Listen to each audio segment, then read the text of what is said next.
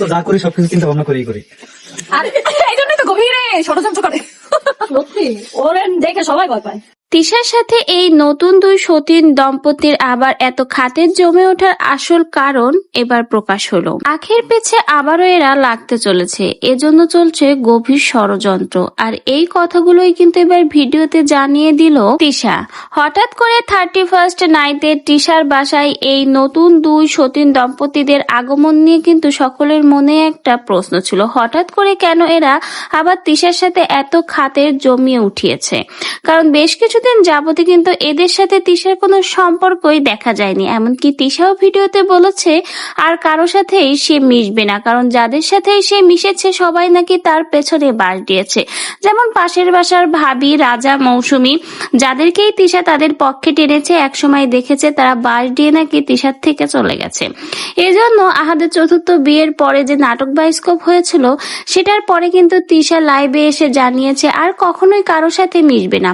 তখন থেকে সকলেই ভেবেছিল হয়তো এই নতুন দুই সতীন দম্পতির সাথেও তিশার সম্পর্ক নষ্ট হয়ে গেছে, কিন্তু হঠাৎ করেই তিশার কিছু পোস্ট আর ভিডিওর মাধ্যমে আর এই 31st নাইটের এই ভিডিওর মাধ্যমে আবারও প্রকাশ হলো যে না, গোপনে এদের ভিতরে সম্পর্ক ছিল। আর এখন সম্পর্কটা আরো বেশি ভালো করে গড়ে উঠেছে। তার কারণ হলো আখির পিছনে বাস দেওয়ার জন্য। যেহেতু তিশা আপা একা পেরে উঠছে না, তাই এদেরকে আবারও ভাড়া করে নিয়ে এসেছে আখির পিছে লাগার জন্য। এজন্য নতুন করে ষড়যন্ত্র চলছে, আর সেটাই কিন্তু এবার নিজ মুখে তিশা জানিয়ে দিল।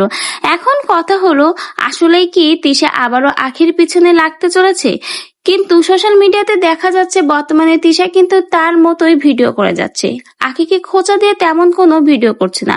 বিশেষ করে তিশার আইডি গুলো নষ্ট হয়ে যাওয়ার পরে থেকেই কিন্তু দেখা গেছে তিশা তেমন আর আখিকে নিয়ে মাথা ঘামায় না। এমনকি বর্তমানে আখিও কিন্তু খুব একটা তিশার পিছে পড়ে না, কিন্তু মাঝে মধ্যে এই দুই দম্পতি কিন্তু দুইজনকেই খোঁচা দিতে ভুলে না। বিশেষ করে খোঁচা দিয়ে ভিডিও বানাবে, এটাই স্বাভাবিক, কারণ এদের খোঁচা দিলেই ভিউ হয়, সেক্ষেত্রে খোঁচা তো এরা দিবেই।